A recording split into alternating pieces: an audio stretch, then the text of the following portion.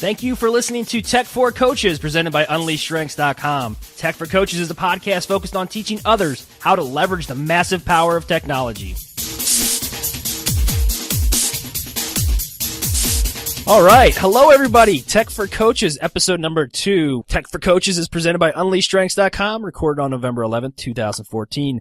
Tech for Coaches was created to help coaches or anybody who has a business how to harness the power of technology in an effort to build their business, share their message, and take one step closer towards ultimate success. Here at UnleashStrengths.com, we are always open to new ideas, so if you have a topic you'd like to discuss or have a question after the show closes, please email me, Andy, at UnleashStrengths.com. Or you can also give me a call, 815-441-2219.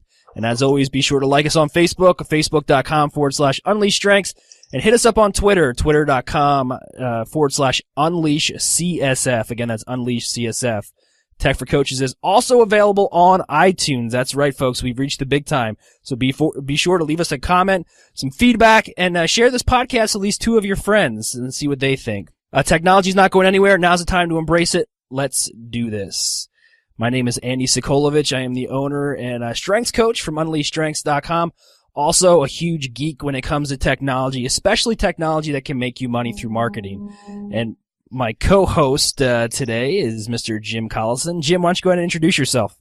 Greetings, Andy. Thanks for having me on. It's always good to be a part of what you're doing here. And of course, I work for Gallup, and I also have a tech podcast that we do on the side over at theaverageguy.tv. Yeah, Jim's tech podcast is awesome, good stuff, and sometimes it's way over my head, but you know what? I love learning something new. That's what today's show is all about. We're talking about video creation. So, virtual show of hands, who here loves using video to promote their business? I am one of those guys. So, some stats here that I pulled up that just shows the power of video when we talk about online content creation and online marketing. Video remains the number 1 most highly shared form of online content. That's amazing. It's number 1. Why is that? I would venture to say because YouTube is a Google product. Everybody knows that, or at least you should.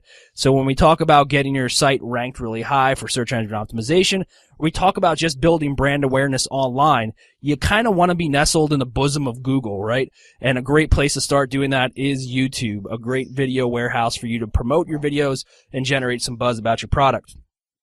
And I pulled this off today, and I think this is really cool. According to comscore.com, 100 million, that's the number of internet users who watch online video each and every day. So we have 100 million people worldwide accessing sites like Vimeo and YouTube and digesting video content every single day. Also, they say an average user spends watching online video every single month is about 16 minutes and 49 seconds. So people not only out there digesting this information, but they're spending the time soaking it all up and taking advantage of what your message is. So now that we know that video is so popular, and I, for one, have a YouTube channel for UnleashStrengths.com, and I'm a huge geek when it comes to video, and I love creating content. But now that we know video is so popular and it's an effective marketing tool, how do we create one? Well, the really cool thing that technology kind of graced us with is the simplicity of making videos. I mean, I jotted down a few examples. YouTube.com. Everybody knows about YouTube. We just talked about it, a product of Google. But you can go to YouTube and use something as simple as your webcam, like we're talking on right now, to make a talking head video or a video of just you sharing a message with your audience. And that's a great place to start. Now, I go to YouTube a lot and create little snippets because I take my videos that I have already uploaded on there, and I can create little videos that are designed and focused for a certain individual. For the strengths coaching stuff, I like to use it where I take the videos I created for each theme and I slice them all together right in YouTube. I don't ever even leave YouTube, and I make personal videos for my audience. Another site I want to tell you guys about is Animoto.com. Animoto.com. So write that down, Animoto.com. Animoto is a very cheap way for you to construct some really cool videos that are incorporated with slideshows, pictures, some animation, some background music, and just some really cool content and social sharing options that you can use to get your message out there, to share some video. Have you ever seen anything from Animoto, Jim? No, I haven't. This is brand new for me. So you'll have to tell me how it works. Yeah, Animoto.com, a great resource. Apps. You got a smartphone? Everybody has an iPhone, has a iOS device, has an Android. There's some really, really neat applications that you can download that are very, very simple. I mean, it's just a matter of you, just like you're doing a selfie, taking a video of yourself, talking about something that you're passionate about, or delivering information and content to your audience. So you don't necessarily need any kind of high, expensive HD. So Windows Movie Maker is another one that we use that all the time to kind of drop in some content and slice up some pretty little videos that we use to send out to our clients. Also, screen capture. This is what I really enjoy doing, and this is actually second to a talking head video for just me talking to my camera like this. This is what I've had some really solid success with, is through screen capture. Now, screen capture, for those of you who don't know what that means, is basically just capturing the image that's displayed on your computer monitor or on your screen. One of the programs that I like to use, now there's two. There's one called Camtasia. Camtasia. Camtasia is super expensive. I think it's like, what is it? Anybody? $300 or something like that? At least $300, yeah. So $300 for a single program. Now, granted, it does some really cool things. I mean, you can do some chroma key stuff. You can do, that's green screen work. So a lot of really cool advanced thing. But there's really one that's out there that I enjoy because it's really affordable, and it's functional, and it's easy to use, and it's called Bandicam.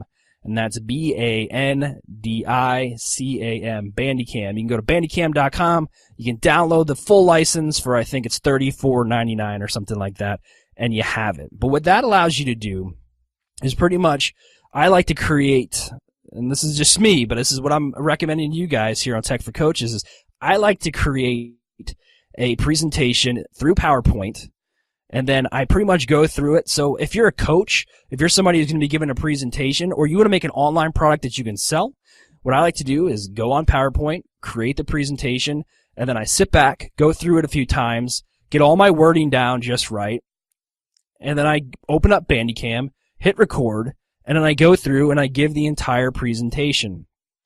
And then I use that for one or two things. Like I said earlier, you can create a product that you can sell online. You can create half the presentation or a third of the presentation and send it to a possible client as a teaser. Or you can just create the presentation for your own use to see how you sound when you're giving a presentation, right? We all like to record ourselves and then go back and listen and have an idea of maybe where we stuttered and put in some ums, or we got slow or confused. That's a great tool to do that. And I'm telling you, that is one of the most engaging videos you can put out there, because people love to be educated. People love to be taught something. And it's a great way to build up trust and let people know that you actually can do what you say you can do.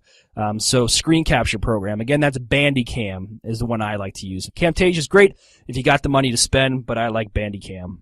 Andy, let's not blow past Movie Maker, because I think you alluded to that, but there's some amazing power and video editing capabilities for free with Movie Maker, and it comes if you're on the Windows platform. That's a part of the Windows Live Essentials package. Microsoft has chosen really not to continue to work on those, so the latest version is 2012. But they all still work if you're running Windows 7 or Windows 8. You can download those. I use them on both platforms. In fact, I've downloaded on a Windows 10, the newest preview. For that, and they work just fine from that. Who knows how long they'll continue to support them or how long they'll be available, but if you're looking to do some basic video editing, especially with YouTube, where you create the videos, download them, pull them into Movie Maker, you can really do quite a bit with it. I can pull JPEG images in, I can create slides. There's about 19,000 different transitions that you can make between the videos. You can add music, so if you're on the Windows platform and you want to do something that's $0, and it comes with Windows, well, you have to download it in most cases, but it's available for Microsoft. Windows Movie Maker works out real well as well. Yeah, absolutely. And I often, like you said, I zip past that one because I don't use it personally. Only because my wife is an excellent Windows movie maker. She does some amazing videos out there, and actually we just are in the process of trying to sell a horse, and she made several really cool, amazing, engaging videos using Windows Movie Maker. So the possibilities really are endless. Those other ways are great too. It's just for some people, like the average guy who's coming in trying to create it, that's just a great way to get started with it. Spend zero money and get your feet wet with video. It's step by step. It's very intuitive. It's one of those best kept secrets at Microsoft. So don't. That would be my recommendation on a good place to start.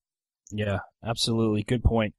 And last but not least, obviously there's tons of other programs out there. And if you want to delve really deep in this, you can spend some serious cash and get into some hardcore video editing. I mean, if you get Adobe's Creative Cloud, you do get I think you get After Effects with the Creative Cloud, don't you? Well, Adobe's changed everything now. So you buy one price per month, and I think it starts at $60, and as you get closer to the educational rate, it goes down to $20. And that's a month. So you're paying that on it, but you get everything from them for that monthly price. So it's a subscription cost with Adobe. But like you said, you've got to really want to be in that. You know, you're going to get everything they make. You're going to get Premiere. You're going to get Photoshop. You're going to get Lightroom. You're going to get Audition. I mean, you're going to get everything Adobe has. If you just go out to adobe.com and look up Creative Cloud, it's there. But that's for the serious producer, for sure. Yeah, absolutely. And there's a huge learning curve involved with that stuff. It's industrial strength, right? I mean, I think Movie Maker is on one end and Adobe Creative Cloud. And you know, you mentioned Camtasia. Camtasia may be on that extreme side too. There's a little bit of a learning curve to get into Camtasia. So very, very powerful. If you haven't started doing video yet, take baby steps. Because if you go out and get a $1,000 webcam and you start shooting video and you try and download that to your computer and you want to do all these cool things that you see Andy do, because he does some cool things with his video, the learning curve is pretty steep, and so you're going to have to invest some time in doing it. Andy, I know maybe we'll talk about this a little bit later, but you might even want to think about outsourcing some of that work to people who are particularly gifted at it. Boom. Smooth transition. With the alley-oop from Jim Collison, I'm talking about Fiverr.com. Now, here's a little trade secret, okay? Love it or hate it, there's a website out there called Fiverr.com, Fiverr.com. And it's a website where people do things for $5. And when it first came out, people were doing crazy things like writing your business name on their stomach and weird stuff. But what it's kind of morphed into is a marketing mecca. I mean, you can go there and for $5, you can have somebody create you a very, very cool, decent, well-made video. Now, again, it's for $5. So if you say to somebody, I want you to create this, 15-minute epic video creation that I have built in here and I'm going to explain it to you, not going to happen. Okay. It's $5. But if you have a basic idea, here's the desired message I like to get out. Here's my contact information. Now craft a video around that. It's a solid resource for a couple of reasons. It's $5. Okay. So even if the video stinks, you're not going bankrupt. But also for $5, you can create a decent amount of content. It's also a good place to get voiceover work done. So if you wanted somebody to do, and Andy, you're particularly good at voiceover work of doing these intros and these exits, and you kind of got that radio voice going on. You do it very, very well. But there are, like on Fiverr, you can find somebody like Deep Voice Guy, or British Woman, right? Yeah. You can get those. And the nice thing is you can try them out for $5, and then if you like them, you can extend that service. It kind of gives you a chance to test out a contractor for $5, and they're very clear about what they'll do and how much they'll do on that site, for you. And then if you like it, you can start purchasing more from them. So it's a great way to try it out. I get so passionate about marketing and helping business owners develop their vision and share their message at such a broad scale. Fiverr, to me, is a great, great resource because the one thing you want to do if you own a business, the only way that you're going to grow as a business is to get more people to hear about you. And with the power of technology like we're talking about today, video is a great way to do that. So why not invest $5, $10, $15, $20 and have somebody create you something amazing just to kind of get your foot in the door, get some information out there. So here's the next question I want to pose. Now that we know that video is so popular and it's an effective marketing tool, so we've created a video, but what's next? Where are we going to put it? What are we going to do with it? We got this video. You went to Fiverr.com or you used Windows Movie Maker, or you made a talking head video like this on YouTube. Now it's just sitting on your hard drive. What's the next step? There's a few places that you can share your video for maximum exposure. Number one spot you're going to put that video is on YouTube.com. Why? Because YouTube is a product of Google. So we want our name to get out there and start getting indexed and found on these search engines. You log in with your Gmail or your Google login, and then on the top right-hand corner of the screen, there's a little section there that says, a little button that says Upload. Simple. You click on Upload, and then it's going to ask you to select the file destination. That file is nestled nicely on your desktop, and boom, we're uploading a video. Now, I made it sound super simplistic, and it can get a little bit more difficult than that depending on the size of the video and things of that nature. But ultimately, clicking upload, uploading that video is the greatest way to start. But now we got to move on to there. So now that we're just going to put this video up, what are we going to take advantage of? Well, again, we want to make sure that people find us online when they're searching for the services that we offer. So we want to make sure that our descriptions and our headline and all that great text that we include in that video is optimized for search engines. Now, Jim, when you upload your videos to YouTube, I'm assuming you do that quite often. Do you have actual steps that you go through to ensure you include all that content in there, that text, that link juice? Yeah, well, it's what's really important. A lot of people try to game the system with SEO. And there's a couple different forms or a couple different ways to do that. And people used to just find key terms. So if you're looking at different marketing sites or SEO sites, they may say, find your 25 key terms and then jam those words into whatever you're putting in there as much as you can. Google has actually changed their algorithms in the last couple of years to fight against that. These link baiters or these keyword jammers.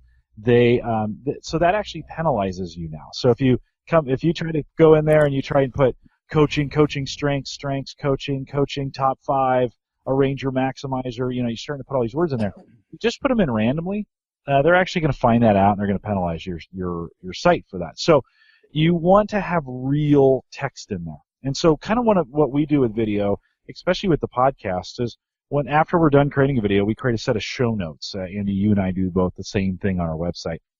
And I just take those show notes, really, and I kind of just copy them and move them over into YouTube so I have some information in there. It's not a bad idea to just sit down and in real English or the language of your choice and just write out what you did in that video. That's all they're really looking for with SEO.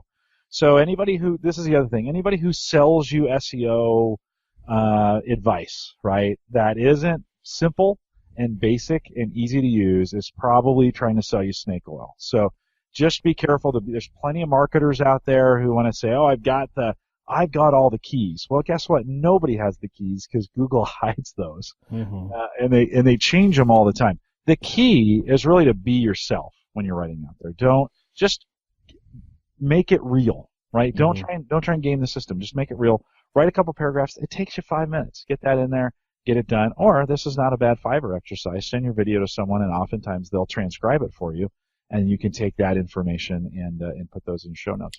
Yeah, absolutely. We're in the same school of thought there, Jim. I tell everybody when you're writing your video descriptions for SEO purposes, act like this is what I do, is I kind of close my eyes and I visualize somebody sitting across the table from me in a restaurant, and they say, hey, Andy, what was your podcast about? And then I begin to write.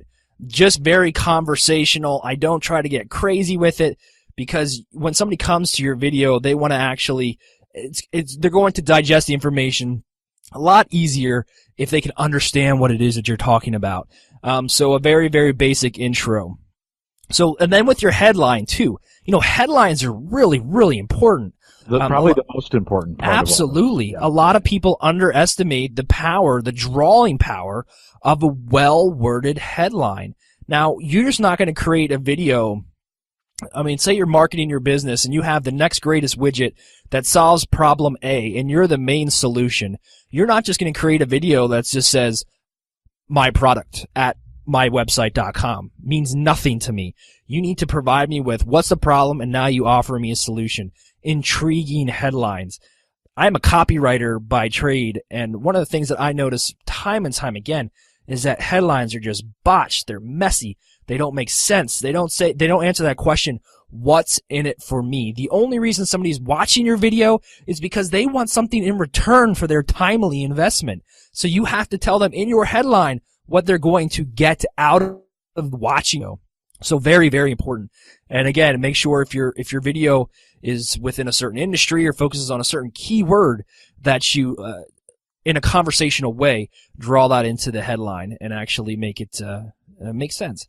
Yeah, and let me say, Google really values headlines or the header more than anything else. So if you're going to spend your time, the valuable point, and this goes for blogs as well, the value is in the title, not necessarily all the words below, because there's been so much gamification in SEO of that text. They've just put more value on the headline. So yeah, you get a shorter space, but just make sure, like you're saying, clear, concise, and to the point. And this is the part that drives me nuts. This is just my own personal opinion, but if I see one more 5 ways of doing this or 7 ways to get this done, or what recently these headlines of this happened at this location, and you won't believe what happened next. Oh yeah, that's all over Facebook these days. All over Facebook. It's awful. It's terrible. You know what? They work. This is the bad thing. They work, and that's why people use them. But you're looking for legitimate traffic, and not just clickbait for people to come and make clicks and come over. Right. So have great headlines. Spend your time on the titles as opposed to the content below. But I say it's up to you what you do. Stay away from that stuff. Yeah. You won't believe what happened when Andy showed up on the podcast. Yeah, no. The numbers work. I will say that I've tested that, and 5 reasons why, 10 tips. That stuff really works. But all right, so we're talking about YouTube videos. So you're uploading your video to YouTube. You got a great headline. Now you have in your body, your description of that video, and also make sure to include in that description, you can include links. So make sure you put in links to your website, to your social media pages.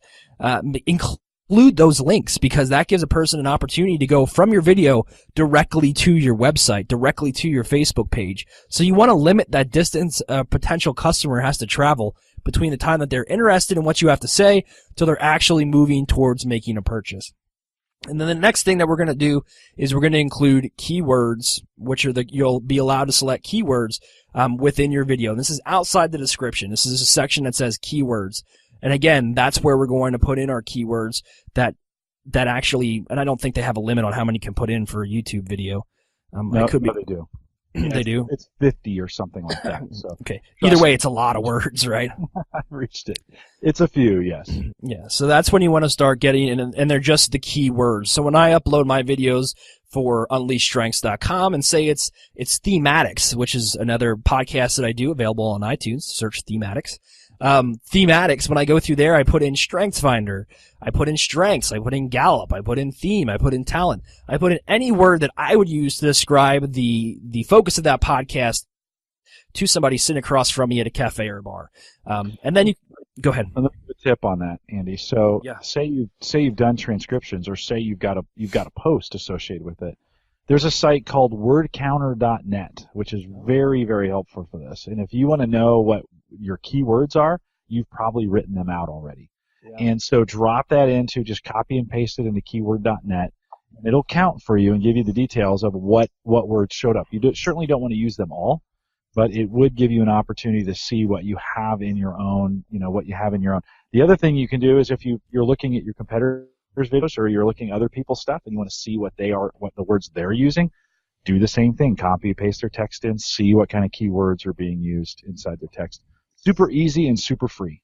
Yeah, really. I mean, it's just amazing. The type. Yeah, and search engine optimization. I mean, we could do a show on that all by itself, but there are some old school black hat techniques that are definitely frowned upon. So that's it. We launched our video on YouTube. Now what? Now what are we going to do with it? Well, once your video is on YouTube, guess what you get? You get a nice little link that you can share with people. Now, you can share that link however you determine is the best way to do it. But what I like to do is I use that link on social media, Facebook, Twitter, and depending on the context of the video and how many people I want to see it, I also include that link in my signature block for Outlook. So a lot of people miss that step. I mean, think of how many emails you send every single day, back and forth, send and receive. Just imagine if you were sending an email to a potential new client or customer, and at the bottom of your signature link, I mean, it said Andy Sokolovich, Gallup Certified Strength Coach. It had my contact information, and then on the bottom it said, check out the latest video I made. And that video linked to my YouTube page, which had all my other videos listed there and categorized. So that's one thing that a lot of people miss. You're getting that link. Use it. Hyperlink words. If you're sending out email through MailChimp is what I use, or Aweber. If you're doing any kind of email marketing, make sure you take that video and share it with people via link. Now, you can also embed videos. Now, the term embed a video gets people kind of scared because now we're dealing with a different language that we don't understand or some text that looks all crazy and I don't even know where to put it. Embedding a video simply means when you go to YouTube and you're watching a video, right below the video is a little tab that says share, and you click on share and it's going to say link embed, and then you click on embed. It gives you a script of code. Now, that code can be easily embedded into a website. Now, this is where it gets kind of technical, and I'm not going to go too deep into this because we can lose a lot of people really quickly. But one of the things, if you're watching this live broadcast on unleashstrengths.com/live, and you see that we have a really cool video, which is this broadcast that we're recording right now in real time, I used an embed code to place that video display in there. So that's through WordPress. So I created a WordPress page, or I created a page on my website, and I slapped that embed code in there. Again, I don't really want to go too deep into that because that gets kind of a little too techy, but that's an option that you can do. Okay, so one of the other places you can share your video is Facebook. Now, you have two options when we go to Facebook. You can go to Facebook and you can create a post, and you can simply drag and drop your link, or the embed code works as well in there. And then you can just put it in there. You can type up your post. Check out this awesome video I made. It's all about blah, blah, blah, blah, blah. Again, using some keywords and things like that just to get the point across. Slap it in there, hitting enter, and then your video shows up at the bottom there as a link. Or the other option is you can now upload your videos directly to YouTube. Now, that is my preference. I do both, but if I have the time and the opportunity, I actually like to just upload my video. So when you click on add photo or video on your Facebook post, it's going to ask you, just like you're uploading a picture, tell me where the file's sitting at. Right there, nicely comfortable on my desktop. I double click on the file name, and Facebook, I'm going to mess that up again, actually just uploads it directly to facebook.com. So what I like about that is, and I'm not sure because I have to do some testing on this, but Facebook, and I think the mobile app now you can turn it off for some of the providers, but Facebook, if you're cruising around on a desktop, you will notice that some videos autoplay. And what I've noticed is that most videos autoplay, if not all videos that autoplay, are directly uploaded to Facebook. Jim, am I incorrect in saying that, or is that accurate? I don't know on Facebook now. It changes so many times. It does, and I'm not. This is another area that I struggle with what's popular right now, and I don't like videos direct on Facebook, especially because as you're scrolling through it on your phone, and they automatically come on now, right? It's great for engagement, but as an end user, it just drives me crazy. That kind of depends on your audience. When we talk about videos and you're creating these videos, you really have to keep your audience in mind. What are you developing these for? Who's going to see them? What are you doing? If it's marketing stuff, do you really want to market that to all your family? I mean, that might be what you want to do, but you have to think about those questions. I'm not sure. Either way, the autoplay feature, I will agree, is insanely annoying. Okay? But, like you said, if you're putting it up on your business site, and you're trying to reach somebody, you're trying to just kind of get your foot in the door. You don't have to leave it up there forever. Just throw it out there, see what it is. I mean, Jim talks about this all the time when he discusses podcasting, is know your audience. They're the ones ultimately that are going to make those decisions for you. Now, you can be aggressive. You can have your videos autoplay. You can send 4 or 5 links to the same video a day. It's basically what your audience wants and what they respond to. But Facebook's a great opportunity, and then Twitter. You know, I'm gonna tell the truth right now. I don't know a lot about Twitter. I've been in the marketing game now for 3+ years, and Twitter still has become one of these things where I get in it, I get out of it, I get in it, I go back. It's somewhat changed. So I don't know how, Jim, you can talk about this. How does video integrate with Twitter?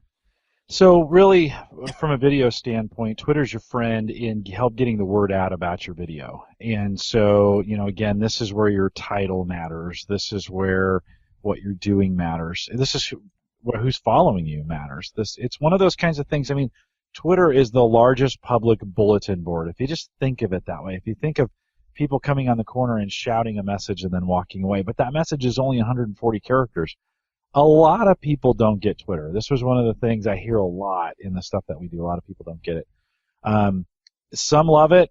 Marketers just love it. It is, you know, I somehow got on a list, and every single internet marketer who's written a book now wants to follow me or wants me to follow them. And, you know, you think, I'm more in Twitter for the interaction. In fact, on my bio, I said, I like the chat more than anything. Mm-hmm. So if you're interested in the conversation, follow me. What's happened, though, Andy, of late is I've started having actually real conversations on Twitter that go back and forth because it's on my phone and I have an app. And for people I don't have their email address or I met them on Twitter, it works like email. You're just forced into 140 characters from that standpoint. So for quick conversations, some people use WhatsApp for that kind of stuff, or texting. It's the same way. Mm-hmm. But from a video perspective, it absolutely can be your friend in the advertising area, especially with the link and the YouTube link. Some clients that view Twitter, if you put the YouTube video in there, it'll actually show up in the tweet when it's displayed on in Twitter. So that can be advantageous if you've set that video up in a way that might have people to click on it. I don't think you get a lot of benefit from just throwing it out there and hoping people will click on it, unless it goes viral, and that rarely happens. Unless it's a depressed cat, or what is it now, the angry cat or something like that? Yeah, it's cat or day. But I think for the average person, it's just not going to happen. You're not going to do that. But it is a great, if you've built followers and you have community, it's again, know your audience. If your audience is out there and they're listening to you through Twitter, it can be a very valuable tool. If they're not, it's probably worthless. No, great point. And I did notice the other day, Jim, this is kind of, again, off topic, but when I uploaded my Spreaker link to my latest podcast that I had on Spreaker, the Spreaker player actually showed up right below my tweet. Yeah, Spreaker is great on Twitter. So some of the companies, SoundCloud, Twitter, Mixler, some of those companies have really done a nice job of integrating with Twitter. And so that player is dynamite, and you might get some engagement. That's on the audio side, right? All those services are audio only. Great for podcasters. But, there's some integration that go with it. And when some clients, when you're looking at it, boom, that thing shows up as a play button. And what you're hoping they do is click play when they're in that client. So. Yeah, we'll have to definitely do a podcasting episode of Tech for Coaches because video for the longest time was my bread and butter. I loved it. And then Jim introduced me to some podcasting, and now I see those two playing tug of war. And Spreaker.com, it's like speaker with an R, Spreaker.com, is a great place to go. Again, we're talking about audio only, but a great place to go and record. You can do live broadcasts, you can do podcasts, you can actually, if you use the app on the iOS devices, and I don't know what it is for Android, but it actually will bring up an actual little mixing board type looking thing where you can put in some sound effects and some stuff like that. So it's really kind of neat. So again, that's Spreaker.com. Audio only, has nothing to do with video. We'll do a whole show on podcasting. Yeah, absolutely. So wet your whistle. More to come on that. So, okay, so we discussed a few websites you can go to and tools you can use to create this video. We've already determined that video is and continues to be the #1 most shared form of online content out there. We discussed how YouTube is a product of Google and why Google is so important to getting you found online. And we discussed ways that we can upload our video to YouTube, upload our video to Facebook, use Twitter to promote our video. And then now we're left to saying, okay, before we close this out, I want to give you some tools and some recommendations that both Jim and I, kind of little pet peeves we have when we watch videos. And again, when you're creating online content, that's your virtual digital business card. So don't just create something just to create something and throw it out there, because when John Smith, client A or B, is Google searching you, which they're going to do to see if you in fact can come through with the services that you're offering, Google doesn't just give you the good and keeps away the bad, right? Everything's out there. Everything's game. Everything can be found, searched, saved, shared. So we want to make sure when we're making these videos that we're not just throwing crap against the wall and hoping that it sticks. We want to make sure that it's good quality. So the first thing that I like to recommend is a decent webcam, especially if you're going to start doing what I refer to as talking head videos using YouTube or something like that to create this image of you sitting there as a professional sharing information directly with the end user or the viewer. Now, one of the webcams that Jim recommended to me, and now I've used long enough to recommend to you, is the Logitech C920, and that's C as in Charlie 920. That's correct, Jim, right? Yeah, $60 on Amazon right now. So probably the cheapest it's ever been. When those came out new, they were $100, and they've dropped in price. Logitech is getting ready to refresh those, and so they'll come out with a whole new set. But right now, $60, very reasonable for a really full HD webcam that is kind of the industry standard when it comes to this kind of communication. We use them all. Every camera we use at Gallup, C920. Yep, absolutely. It works great. It comes with a tripod mount in the back. I was trying to think of the name of that term. So it comes with a tripod mount on the bottom, so you can just, like right now on my setup, I have one of those little, like, I don't even know what you call them. They're like those, it's a plastic tripod that kind of spider. Octopus. Yeah, the little octopus tripod, and I just have that mounted comfortably and securely on my monitor so I can move it around depending on the angle I want. But the Logitech C920 is a great webcam. Again, full HD, quality video, decent microphone, and Jim's going to jump in and say audio or nothing. So when you're making these videos, people will deal with a grainy video, maybe some poor resolution, but people will not watch your video if the audio quality is poor or barely there. So you want to make sure that you're capturing quality audio. And one of the great ways to do that is with a simple USB microphone. What I'm talking on right now and what Jim's talking on is the ATR 2100 by Audio-Technica. And what does this go for now? $60 too, I think, right? Yeah, right now, so there's two mics that do real well. There's an AT2005. That's the brother or sister, however you want, of this microphone. Exact same microphone, just a little different. In fact, I ordered 4 of those today for Gallup, and they come with a nice carrying case. I didn't know this until they came in today. The 2005s have a nice carrying case, which is handy if you're gonna move them around. If you're doing like video off-site or you're gonna do stuff at conferences or whatever, nice to have a nice little carrying bag that come with it. Or the ATR 2100. They fluctuate like the price of gold on Amazon if that's where you're gonna buy them, and depending on how popular they are. So today I picked up the ATR 2005 for $48, where the 2100 was $68. Those prices will move around. Just kind of watch your comfort zone. They're under 70 for the most part. In most cases, I can get them for 50. It's the best $50 you'll ever spend. And don't think you need to get an expensive arm like this to make it work. They come with a tripod that you can put right on the desk, and you can hide that for the most part. Again, if you watch Gallup's Call to Coach or Theme Thursday, every single guest gets shipped an ATR 2100. They put it on the desk, we hide it out of view, and we get great audio from them. So we have 10 at any time that are always traveling around the country going to different guests. Good enough and easy enough that all these guests, they're not tech savvy.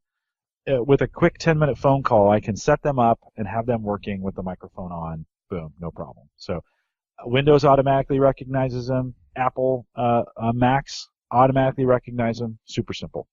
Yeah. So we're talking quality audio with an ATR, with the AT2005, the ATR 2100, quality video with the Logitech C920, and you're going to be spending less than $150. So two key things.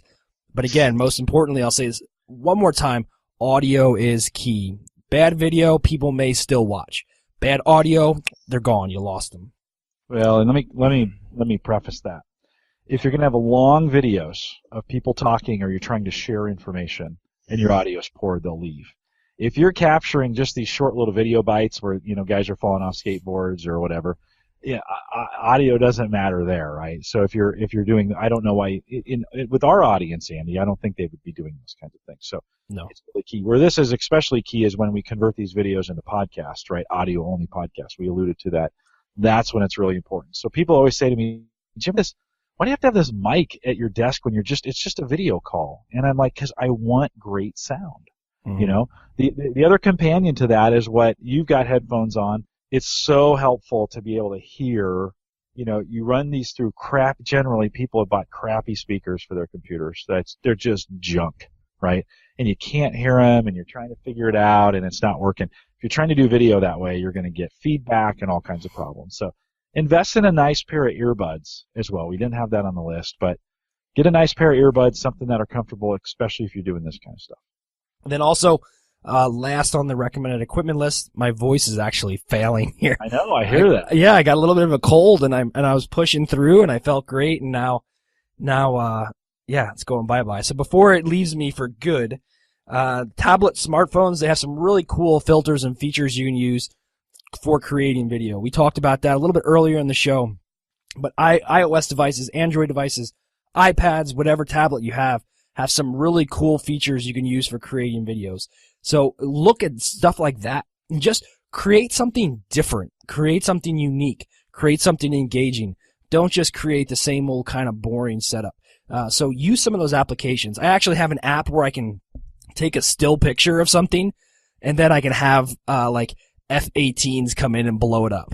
It's kind of neat. You wouldn't think you would use that for a business video, but you never know. It could be saying, I have a problem, I have a solution, watch me destroy the problem.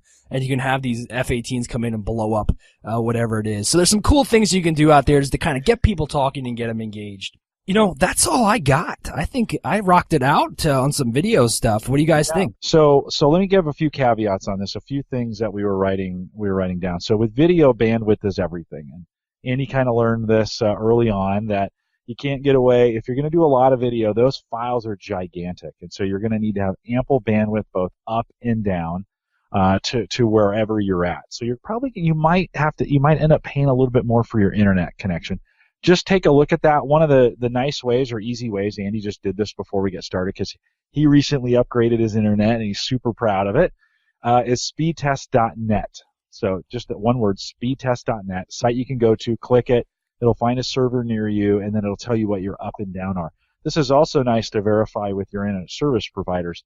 Am I getting the right amount of bandwidth? So why is this key? One, you're moving gigantic files up and down from YouTube. So if you're going to be using YouTube. So that's one, you don't want it to take all night, right? So the more bandwidth you have, the better. Two, if you're doing these kinds of interview hangouts, a lot of folks want to, if you're going to do this kind of stuff, you need ample up, right? You need at least 5 megs up in bandwidth. Otherwise, it just can't handle all this cool video that we're sending that way. So you want an ample, and I think Andy can attest to that beyond the shadow of a doubt, right? It does make a difference. Don't go budget on your bandwidth when you do video, right? Yeah, and make sure that your internet provider is not lying to you and not giving you the bandwidth you deserve. So go to speedtest.net and check and prove it. And there's some in like with Cox Communication, who's my ISP, you can actually run that speed test on their site and record it. In fact, sometimes they encourage you to do that. They want to know that they're getting the right amount of service out to you. And so you can run it, you can go to their site. So check out your ISP, your internet service provider, see what kind of tools you have available. With video, it absolutely matters that you have great bandwidth going forward. One of the things you also want to think about when you're thinking about getting started with video is start slow and have realistic expectations on this, right? You watch these videos and you're like, oh man, I'm going to create this, and 40 hours later you're like, and you're not anywhere close to having the video done. It can consume and suck up a ton of time that you have there. So start slow, have realistic expectations. Start with some short videos. Do 1 or 2 minute videos, right? Try some things out that you're never even going to publish, right? You're never going to put out there. Just get a couple projects going and see if you're even good at this, We've had this theme of, soar with your strengths. So we've been talking about this. Maybe you don't have the talent for this, and so you're going to outsource that to somebody else, right? You're going to get somebody else to help you with your video. Likewise, when we talk about SEO and those kinds of things, you absolutely have to measure, right? If you're going to do something, put it out there. Check the stats from time to time. See how you're doing. It's one, if you're competitive, if you have competition, you will just absolutely encourage you to work harder at it. But there are lots of ways to track things. So measure, especially on YouTube, watch your stats. Now, don't get crazy about it, but watch your stats. Measure. And then if you're an achiever, you might like to keep lists, right? Lists of things. And Andy, I know as you're building your podcast, and we have tons of steps that you have to go through sometimes. It's with video editing, that's the same thing. Write a list of steps the first time you do it and edit those steps every time and make it like, a pilot before he gets in the air, he's got a book, right? I saw them as I was flying. They all have a book right up in the front, right? And you think, hey, they've flown that aircraft hundreds of times, right? Maybe even hundreds of times that year. Yet they're still checking the book because sometimes you forget stuff. And guess what you don't want to forget when you're flying a big old jet, airplane is you don't want to forget steps, right? So make a list, make a checklist of, okay, when I do video, I do this, I post it here, I do it there. Because for me, I've been doing this 4 or 5 years now. My processes can take me up to 3 or 4 hours to get all the way through all the steps I need to do to produce one podcast. So I don't leave it up to chance. I write them down. Okay? So think about that. And then just remember, have fun with this, right? Don't make it a chore. It can be lots of fun, and be creative, right? Use what you're best at. Don't try to be somebody else. Be yourself in that, and just make sure that you are that you're having fun with it. At the end of the day, if it's not fun, it's not worth doing. When I was talking with Andy just before the show, we were IMing on Facebook about how we were excited we were to do this podcast tonight. And he was like, I got to hold back because I want to do a whole bunch more podcasting. And I was like, yeah, because it's fun, right? He's found that thing. If video is your thing, you're going to get sucked into it, and you're going to have fun. Just make sure you're having fun doing it. Okay, make it something you enjoy doing. So those are my caveats. Those are my words of warning or encouragement, whatever you want to say. Make sure you're having a good time with it. Danny, bring us in for a landing while you still have a voice. All right. Well, thanks everybody for joining us. Episode 2 of Tech for Coaches, presented by UnleashStrengths.com. We're going to try to do these every 2 weeks. We started out on Monday, then we jumped to a Tuesday, but we're going to get this kind of narrowed down and more focused on a set date. So we want you to tune in. We want you to absorb the information that we give you. Go out, market your message, share the information with the world, and let people know that you exist. Technology is a great way to do that. Don't be scared of it. We're here to teach you. Tech for Coaches, presented by UnleashStrengths.com. Be sure to subscribe to this podcast on iTunes. Just search Tech for Coaches, and you'll find us. If you have any questions or anything like that, email Andy, A-N-D-Y, at UnleashStrengths.com. Until the next episode, this is Andy and Jim signing off there. We'll talk to you guys soon. See ya. Thanks again for listening to this episode of Tech for Coaches. Remember, don't fear technology, embrace it. This is your host, Andy Sokolovich, and I'll talk to you guys soon. See ya. System shutting down.